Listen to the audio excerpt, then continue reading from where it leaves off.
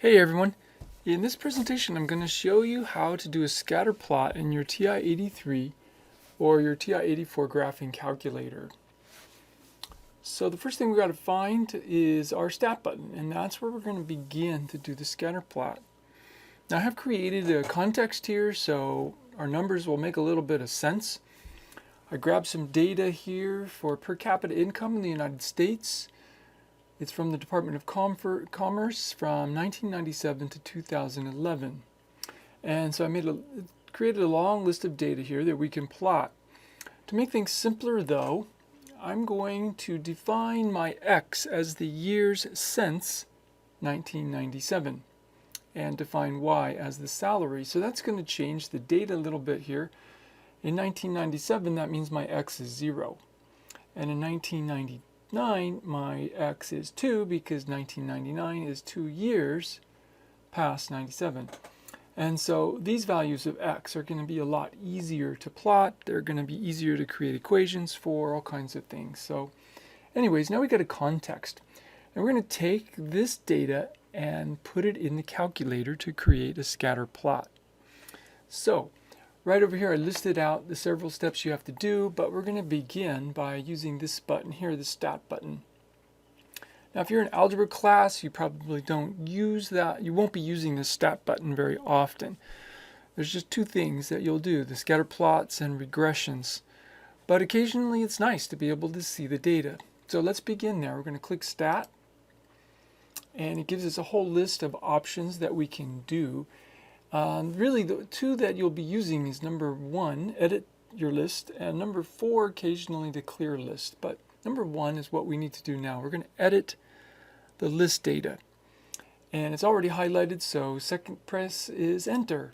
Press enter and it brings up the lists. Now, occasionally in your lists, you're going to see some junk. Let's pretend like this junk was already there. And you are getting ready to do your problem, and you see some junk in there that was left over from a previous student. It was left over from a problem you did in the past, and you don't want that junk anymore. You can use delete and just delete them one by one. But if you have a lot of junk, sometimes it's easier just to type right over that junk. So I'm going to use the up arrow to get me started at the top. And so here's my first entry. So I'm going to take the X values here and begin typing all the X's into list 1. And then later I'm going to take all these Y's and type them into list 2. So I've highlighted the very first entry of the list, and I'm just going to type over that old junk. I've entered 0, 2, 4, 6, 8, enter, 10, enter, 12, enter, 14, enter, and that's entered in all the X data. Now I'm going to use the sideways arrow here to move out of list 1 and to jump over to list 2. So I'm going to use the sideways button here, and now I'm highlighted, you see, in list 2. And now I'm going to begin to type in all the income data. So the first one was 25,924, enter, and I am going to pause for a moment, fill in the rest of the list so you don't have to see that whole thing. Okay, as you can see, I filled up the list. I've just got this one last one to put in, 41,633, hit enter, and now I've entered in all of the Y's into list 2. So the second step now is we want to adjust the window. We need to make the window appropriate for the data we have.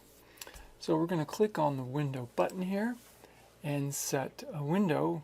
-10 to 10 won't work for these X's, nor will -10 to 10 on the Y's work for these incomes. So our X's go from 0 to 14. So I'm going to start my minimum at 0 and my maximum up to 15. Just have a round number here. And I'm going to count by 2s. And then on the minimum, on the Y's, I'm going to round this 25,924 down to 25,000 just so I have a nice round number at the bottom of the list. And the end of the list is 41,000, so I'm going to round that up to 45,000 to have a nice round number at the top of the Y's. And that's a difference of 20,000, so let's count by 2,000s. And now we've created a window that will appropriately show this data. The last thing we got to do is turn on the stat plot. There's two ways to do it. You can use the second command and the y equals button, and that will activate this stat plot command. You'll see the second command up there. But there is a shortcut because we just need the default values, so there's a quick way to turn it on and off. I'm going to show you the quick way. You just press the y equals button. And that brings us to the graphing mode. Now you notice at the top there's plot 1, plot 2, plot 3. We are going to turn plot 1 on. This is the stat plot feature. And you do that after the y equals button. You're going to use the up arrow. And now it's highlighted the plot 1. And then the last thing I'm going to do is hit enter. This is kind of like a toggle switch. So by entering, I've turned it on. If I need to turn it off, I go back up to plot 1, I hit enter again, and now the plot feature is off again. So we need it on though. I've got to do that one more time. Just enter, and now the plot is on. You can see the blackened plot 1 is telling us that the scatter plot tool is on. So we're ready to see our scatter plot. All we have to do is the final thing, push the graph, and we get this cool scatter plot showing the data of the per capita income. So, I hope you found that useful. I do have a couple more tips for you. So, some things you should know about. Occasionally you'll get an invalid dimension error. If you see an invalid dimension when you push graph, it's like, hey, I can't graph because there's a problem. I'll create that for you. Let's say that you accidentally left off, sorry, click too fast here. Let's delete that. Now if you look at the dimensions, see the x's go down to 14, the list 2 for y stops and it's missing one item. If we try to graph this, we're going to get the dimension mismatch. So we have an invalid dimension. And if you see that, that's the first thing to check is go back to your stat, edit your lists. Oh, I got to quit. So go to your stat button, edit your list, and make sure your lists match up and that you didn't accidentally leave out a number. And so, yes, I've got to enter in my 41,633. And now my lists are all matched up. So when I do graph, I'm getting my graph again. Another issue that may occur is you've got a lot of data in these lists from a previous problem. And now you've got to type over a whole bunch of data. And so sometimes it's easier just to wipe out the old data in the first place. So if you go to the stat button, you notice number 4. You can clear lists. So you can arrow down to number 4, or you can just type number 4. And this will tell the calculator to clear the lists. Now I have to indicate which lists, and they're listed down here. You'll see L1, L2, and L3. L4, L5, and A6. So we're just using list 1 and list 2. So I'm going to use the second, hit number 1, and that tells it to clear list 1, comma, second number 2, and that puts list 2 on there.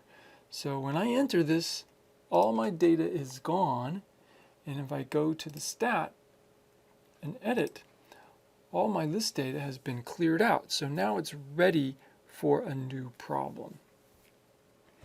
Another issue that may come up from time to time is if you forget that your plot command is on and you do some algebra on some future problem, you may get some errors.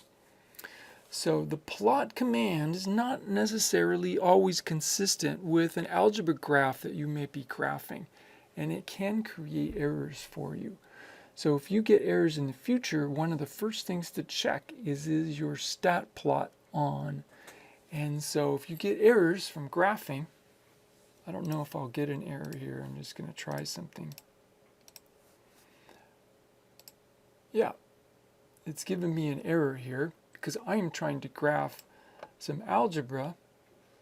Got to quit that. I'm trying to graph this algebra, but it's trying to also simultaneously plot the stat plot data.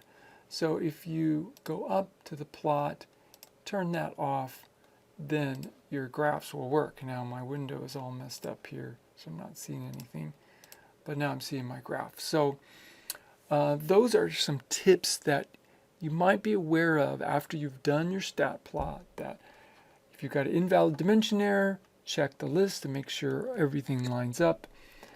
There's a quick way to clear lists if you need it.